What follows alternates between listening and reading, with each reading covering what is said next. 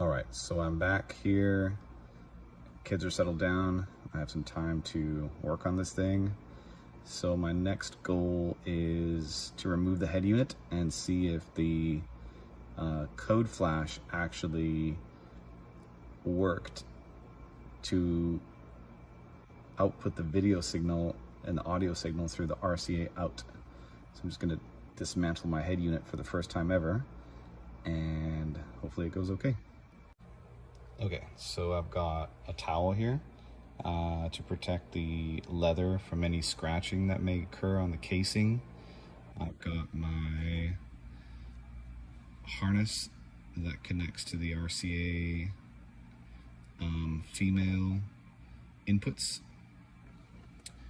Okay, 3 RCA. I've got a test monitor here. It's a Pyle. I think I will not be using this one for the final install. I've got another better one on the way. It's already plugged into a cigarette adapter, which I'll be hoping to use for a test. And the goal is to actually connect into these inputs here. And I'm missing a RCA cable for that. So I probably will be right back. Okay, so I went back and got an RCA cable and connected it here to this harness monitor on they usually label here these inputs. So this is RN, if you can see it, VN, and it should say L. Doesn't say in or out, but I'm assuming it's in. The other one is L out. Okay, so this is the $1 million question. If I plug this in, is it going to actually emit output from the head unit to this Pyle here? And yeah, I'm gonna try to pry this open here for the first time. In theory, it's not hard. Let's see how not hard it actually is. Oh, it's actually not that easy as other YouTube videos. I'll have to give it a try. Okay, so first step here was I just used finger pressure. As per another video, I actually had to use a significant amount of finger pressure. My fingers now look like a guitarist on both sides. So I just kind of used 2 hands at once. So I couldn't record this thing at the same time, unfortunately. But that's, you know, I try to do super slowly and gently. Now I'm at the point where I could pull it out and down. It's just ever so tightly snugly fit here. I'm gonna super carefully pull it out, and as per another video, what sounded like an old smoking man, just move it over to the side. Sorry, that going off camera here. And so I'm not gonna actually remove any of this stuff because it looks like a pain in the butt. So it's just gonna kind of hang off the side. And I'm gonna go and, let's see, get some like star screws here. Okay, so I got the right size here. It's a T20. So I'm just gonna pop it on here on this little special screwdriver. I got this one a long time ago from like O'Reilly Auto Parts or something like that. I never thought I would use it again, but here I am using it again. Okay, I'm just gonna get this screw out, set it aside. Let me get these out of the way. Not useful. Let me get the other one out here on this side.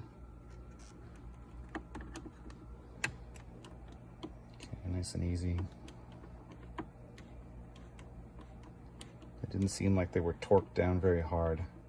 Just enough pressure to screw them flush and no more torque than that.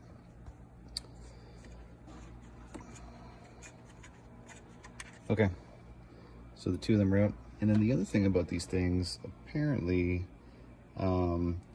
they pull down to unlock the head unit. So I'm gonna see if I can use not my fingers, but I think it requires more than just fingers. Let me just dual purpose this guy here and just, yeah, slide it down.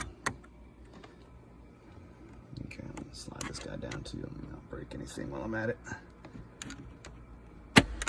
Okay, both of them are out.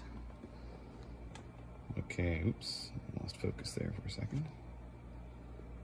I'm on focus, there you go. Okay, so both of these sliders came down. That should unlatch a mechanism that's on the inside holding things in place.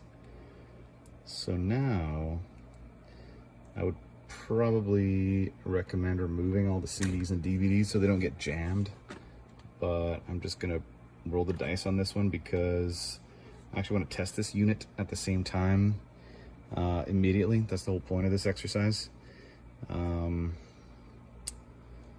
Get this harness in right away just to make sure I don't go through the whole install process and then find out there's some bad news at the end.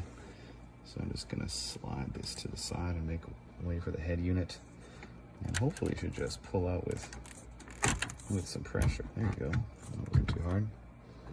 So I'm gonna do this super gently. I may stop recording so I can use two hands here. Okay, so now the head unit is out. I had to use two hands. I don't want to drop this thing while recording.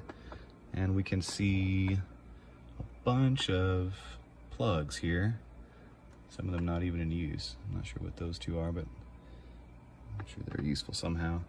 And then back here you've got the kind of head unit cavity space. I'm most of all interested in removing this little piece here, because that's where this should plug in, this 18-pin connector. So I'm just gonna go ahead and see if I can slide this off first. I think I need to push, slide. There we go. And now push it all the way to the end, and so now it's out. So this stuff goes somewhere, and that's my big question. Where does this all go? I mean, I'm just gonna totally remove it. So whatever functionality this had will no longer work once I remove this. But from what I've read, I think this goes to the MMI connector, which comes here to the glove box, which is too dark to see, but and the other may actually go to the, you know, some pre-wiring for the rear seat entertainment, which is my goal, but I'm going aftermarket. I'm not going to spend, you know, hundreds of thousands of dollars just to get some silly monitors in. I'm just going to plug this right in, and we'll see. So I'm going to plug this in, put the head unit back a little bit so I can actually control it, and I'll be right back. Okay, so I put the head unit back in. One little surprise was I thought I could just directly kind of plug it in, but I found I had to feed it through the bottom. Otherwise, there wouldn't be enough space out the side here. It's obvious now that I've done it, but here it is all connected up. It's a jumble of wiry mess. But the point is, here's a cigarette lighter that I'm going to use it to power on, and luckily I've got everything still around here, not totally unwired. Eventually I want to hook this up to the cigarette lighter permanently, so I may just end up removing this whole piece and wiring it rather than tapping into kind of anything through the harness. That'll be a cleaner install, but obviously the best way to do it is to run it to its own dedicated fuse line out there. That's a whole other mess that I do not want to have to deal with. I'm only given so much time to do these things.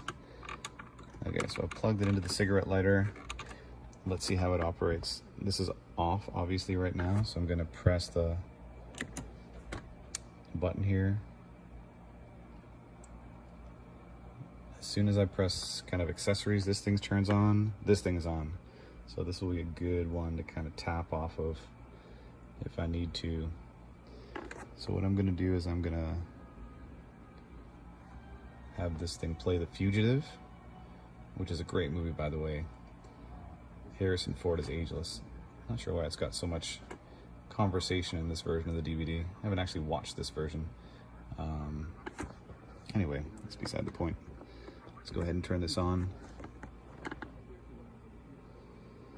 So it loads DVD mode automatically, this Pyle. One thing I didn't like about this Pyle product was it didn't mirror the AV inputs that I feed in from here directly. So through its kind of input and output system through master slave. Apologies for any terminology that's offensive. That's how they call it. So I went ahead and got this here in case I need it, in case my other monitors don't work out. So this will split one of the out set of 3 RCAs to these. Okay, so now this is expecting a DVD and it's not actually gonna have a DVD, so I'm gonna just turn this here. This should be, there you go. This should be playing stuff, which is great. That's exactly what I need. Quality is not amazing, but that's okay. Just the kid's gonna be watching it. What happened? Both of them are not playing. Okay, there you go. So here, let's play with this a little bit. The menu options here. Let's go DVD video and this is off, but I clearly see this thing playing. I don't know what that's all about. If I activate, it makes no difference. Oh, is that enough? Yeah, it makes no difference. So, and if I turn this off, this is still on.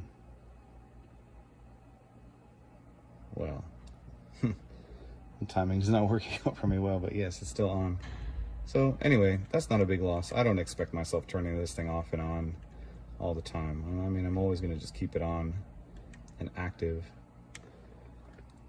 Maybe I don't understand the function well, but let me just turn up the volume here.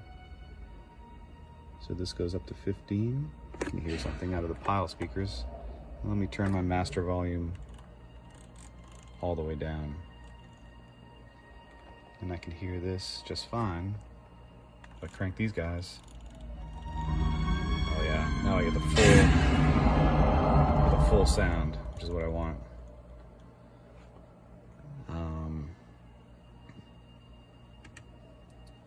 So I'm curious what this actually does. Anyway, a rear audio video off. So if I turn this off,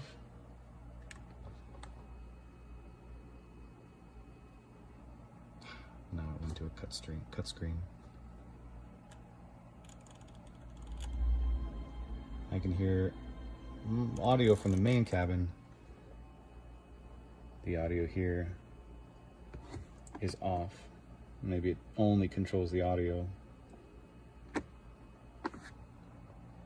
Now I turn this down.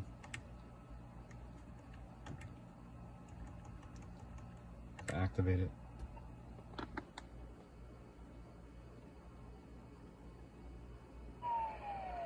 Now I hear the sound over here. Okay, well, whatever. It's pretty cool. Yeah, so that concludes the exciting conclusion of the wiring harness adapter. And, you know, a little preview of this movie. I'm not sure if I'm violating any copyrights by showing this, but I better turn this off.